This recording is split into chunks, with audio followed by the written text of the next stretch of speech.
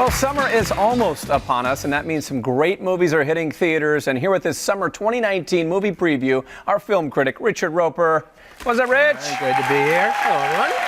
All right, so we're talking about all these movies that have not come out yet, or at least you haven't seen yet, some of them. Correct. Right? On the horizon. All right, on the horizon. Here we go. First up, Late Night, starring Emma Thompson and Mindy Kaling. It's set in the world of late night TV. So tell us a little bit about this one. So in this one, of course, Emma Thompson, we just saw her recently hosting Saturday Night Live to remind people of what a great comedic actress she is. So she plays a veteran late night talk show host, but looks around in the writer's room one day and realizes, I've always had men writing, which is the case in a lot of late night talk shows until recent years, and now hires a young female writer and really has her thinking about her brand of comedy and her lifestyle choices and the way she conducts herself. And the screenplay is by Mindy Kaling, who is a treasure, a global treasure, who, you know, Mindy Kaling was 22, 23 years old when she got hired as a writer on The Office, and was the only female writer on The Office, so clearly inspired by some of her own experiences. All right, I'm looking forward to that one. It should be really smart and funny. Yeah, Emma Thompson also been really busy, too, because she's also in Men in Black International, along with Chris Hemsworth and Tessa Thompson. We are a rumor. Recognizable only as deja vu and dismissed just as quickly. We are the best kept secret in the universe. I know. I want in. What do you think about this one? Well, first of all, here we go. We got, those two have been together, Chris Hemsworth and Tessa Thompson in the Marvel Universe. And this is a way of bringing back the franchise. I love the first Men in Black movie with Tommy Lee Jones and Will Smith. I thought it kind of lost some momentum along the way. This is a way of making it a new chapter. So it's a new generation. It's also the London office, not the American office. But we're still going to see all those crazy aliens. And I like the combination of comedy and action. I still always wanted one of those devices.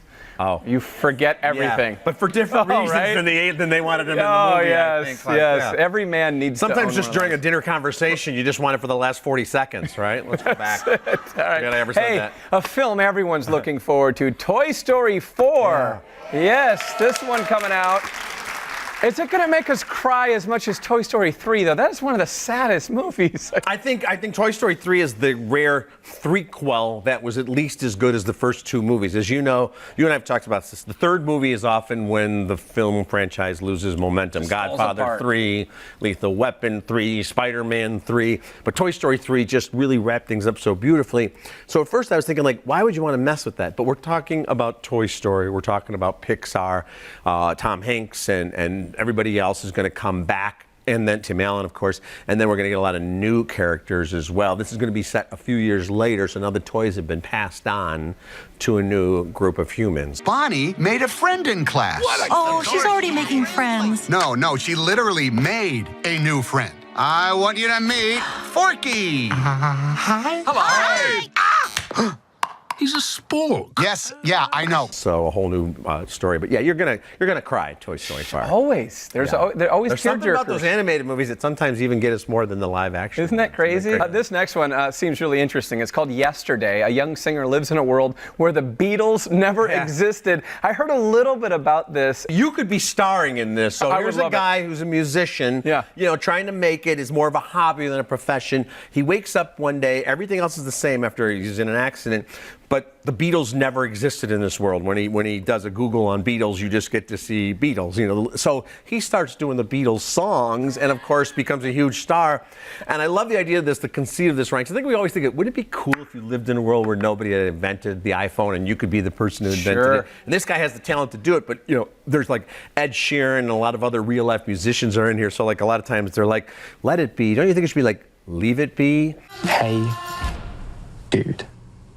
Hey dude, are you sure? Hey dude. It's so much better. Do it. Or I love you, yes, yes, yes. I don't know about the grammar in this. And then he becomes an international superstar. But now the question is, how does he feel about his fame, knowing that those aren't really his songs? Right, he stole it all, but he got all the credit for it. The director is Danny Boyle, who did Slumdog Millionaire and a bunch of other great films. So this could be, I think, the sleeper hit of the summer. Yeah, I wonder what the remaining Beatles are going to think of this film. Interesting. Well, I know one thing. They're using their songs in there. So Paul and Ringo and the estates of George and John will be opening a lot of big checks. So they're probably okay with it. Right. All right, well, hey, probably the most anticipated film of the year, aside from Toy Story 4, is the live-action remake of The Lion King. That's my favorite animated Disney film.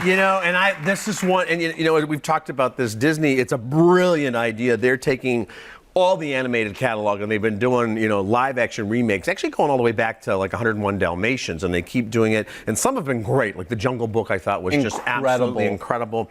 Sometimes it doesn't work.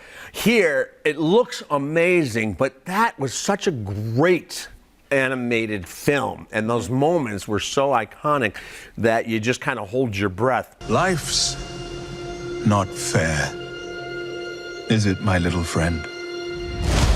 While some are born to feast, others spend their lives in the dark.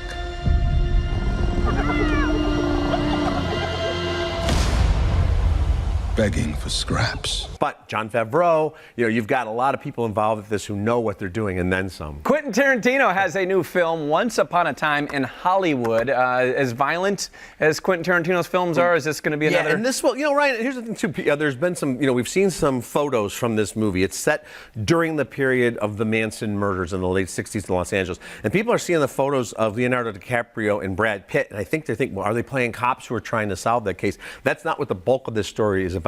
Actually, Leo plays a guy who was a TV star in the 60s and is now trying to become a movie star, and Brad Pitt plays his best friend who's his stuntman. So it's really more about that story, kind of similar to Burt Reynolds, who became best friends with a guy by the name of Hal Needham, who was his stuntman. So it's more about that than necessarily a murder mystery, but you're also going to see some violence in there. And it's Quentin Tarantino. Every one of his films have been events so far. Yeah, is this the first time you've seen Brad Pitt and Leo together on the big screen? That I can think of right now. Usually that's just too much good looking for one movie. They got to be in separate corners of the globe. Yeah, I love when iconic actors team up, though. You saw Pacino do it with De Niro in Heat. Yeah. When that happens, it's pretty special. Usually Tarantino, though, is bringing back actors that you haven't seen in a long time. I think you're going to see some familiar faces here as well. He loves to do this. But Leonardo DiCaprio has become one of his favorite actors, Django Unchained, of course, as well. So, Leo loves to work with the greatest directors, Scorsese, Tarantino, etc. There you go. All right, and finally, Good Boys.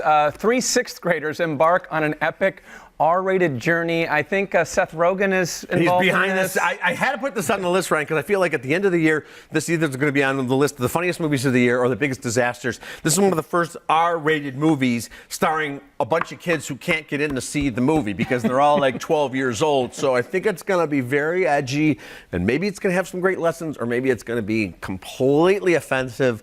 But it's something different and new when we have so many sequels and remakes and reboots, so I had to include it on the list. Yeah, I'm sure some parents will have a problem with some of the language of kids that age using that type of language. Yeah, well, guess what? It's the real world. There you go. All right. Thank you for the movie preview. Richard Roeper, everybody.